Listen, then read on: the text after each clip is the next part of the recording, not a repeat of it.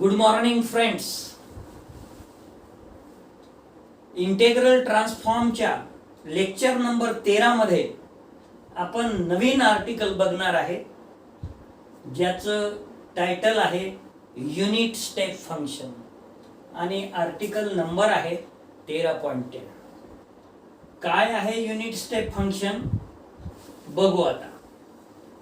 With the help of unit step functions we can find the inverse transform of the functions which cannot be determined with previous method. याच्या आधी जेवढे lecture झाले, ज्या lectures मध्ये आपण एखादा formula derive केला आणि त्याच्यावर प्रॉब्लेम्स घेतले, त्याच्यापेक्षा हे जरासं वेगळं आहे. मग ही डायग्राम काढली आपण. हे जे आहे ते u of t minus a and this is origin. This distance is a where a is greater than equal to 0 and this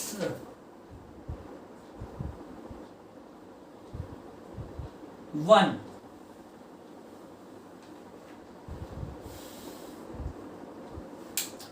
where a is greater than equal to 0. मग युनिट स्टेप फंक्शनची definition आपल्याला काय म्हणता येईल? The unit step functions u of t minus a is defined as follows. u of t minus a which is equal to 0 केव्हा असेल? when t is less than a. when t is less than a किंवा minimum 0 to a पर्यंत, आणि which is equal to 1 when t is greater than equal to a means what? a to infinity पर्यंत. तर ही आहे definition. बघू मग आता याचा वर युनिट स्टेप फंक्शन यूज करून काय काय करता येते. Next article, Laplace transform of unit function. To prove that Laplace of u of t minus a which is equal to e raised to minus as upon s. तर आपल्याला Laplace ट्रान्सफॉर्मची definition तर माहित आहे, म्हणून प्रूफ मध्ये आपण सुरुवात करू. We have Laplace u of t minus a. काय लिहिता येईल आपल्याला? which is equal to integral 0 to infinity e to the power minus st into u of t minus a dt. मग त्याला आपण स्प्लिट अप करू. आठवत असेल तुम्हाला तर एक प्रॉपर्टी आपण डेफाइनाइट इंटेग्रल मध्ये शिकलेलो आहे. काय आहे प्रॉपर्टी ती? समजा integral a to b f of t dt असेल तर which is equal to integral a to c f of t dt plus integral c to b f of t dt. तसंच इथे करणार आहे.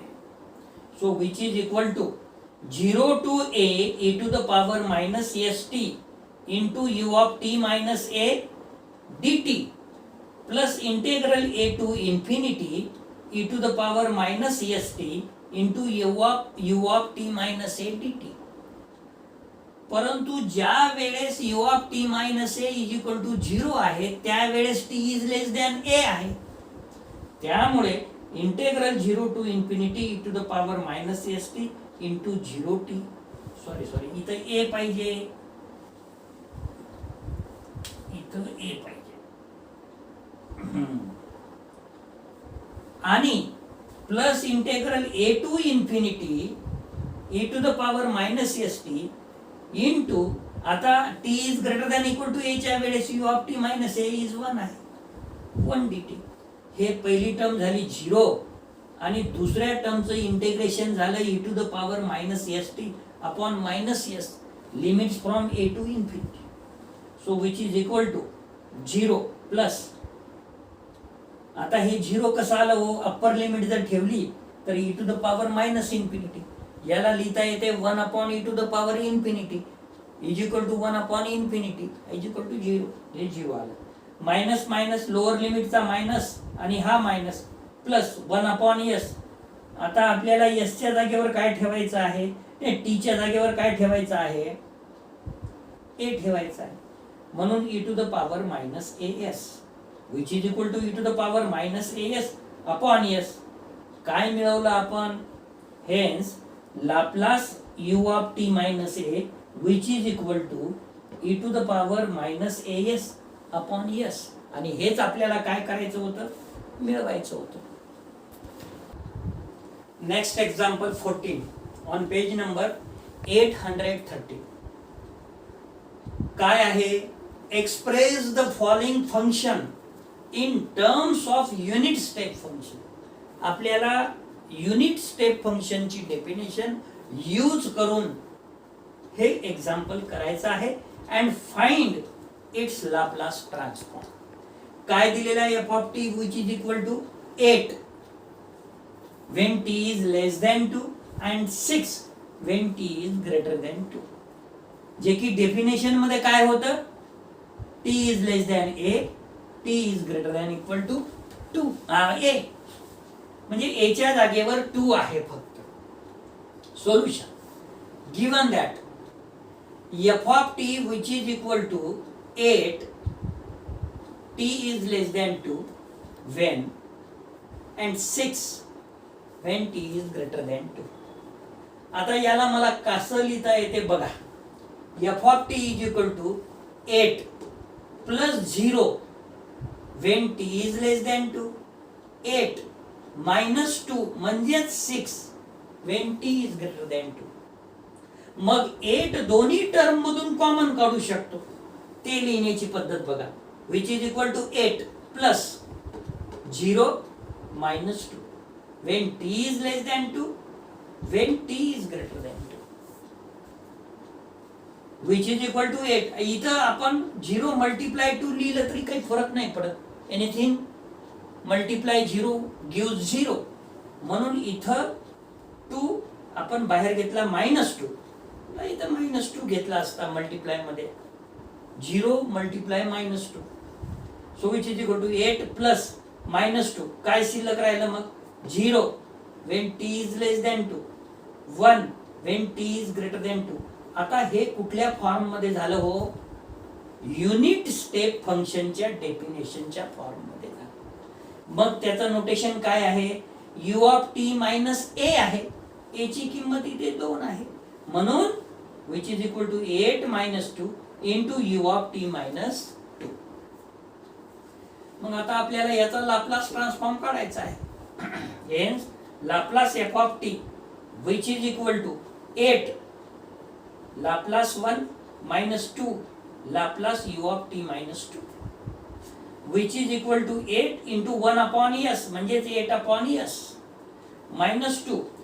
जस्ट मी याच्या आधी प्रूव्ह केलं की Laplace u of t minus a which is equal to e to the power minus as upon s. a च्या जागेवर फक्त 2 यूज करायचा आहे. म्हणून e to the power -2s upon s. या दोन्ही टर्म मधून 2 आणि डिवाइडला s कॉमन काढू शकता. मग काढा.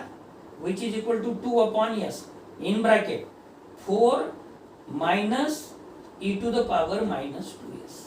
हे झालं याचा f of t चा Laplace transform with the help of unit step function. Next example 15 on page number 813. Draw the graph of u of t minus a minus u of t minus b. u of t minus a चा graph कसा होता, same होता, फक्त हे dotted line खाली नव्हती. इथं minus u of t minus b मध्ये ती डॉटेड लाईन वर चालली जाईल. म्हणजे हे काय होईल, हे t एक्सिस हा u of t minus a minus u of t minus b. आता इथं ओरिजिन आपण u of t minus a चं डेफिनेशन मध्ये काय डायग्राम काढली, इथे इथपर्यंत minus u of t minus b dotted line इथपर्यंत. दिस इज. तर अशा पद्धतीनं आपल्याला त्याचा ग्राफ काढता येईल. Next example 16 on page number 830. Express the following function in terms of unit step function and find its transfer. सगळ्यात पहिले दिलेलं एफ ऑफ टी किंवा फंक्शन आपल्याला युनिट स्टेप फंक्शन मध्ये कन्वर्ट करावं लागेल आणि त्याच्यानंतर त्याचा लाप्लास ट्रान्सफॉर्म करा. सोल्युशन काय दिलेलं आहे? F of T is equal to E A is less than T is less than B 0 T is greater than B. हे आपल्याला एफ ऑफ टी दिलेलं आहे. Solution. Given that f of t which is equal to e, a is less than t is less than b, 0 t is greater than b. आता या 0 into E जर capital लिहिलं तर काहीही फरक पडत नाही आणि ते ई आपण taken out outside the bracket म्हणा किंवा त्या ब्रॅकेटच्या बाहेर लिहिलं. इथं 1 राहिलं, इथं 0 राहिलं. 1 च्या वेळेस a is less than T is less than b, 0 च्या वेळेस t is greater than b. Just याच्या आधीचा एक्झाम्पल नंबर 15 मध्ये आपण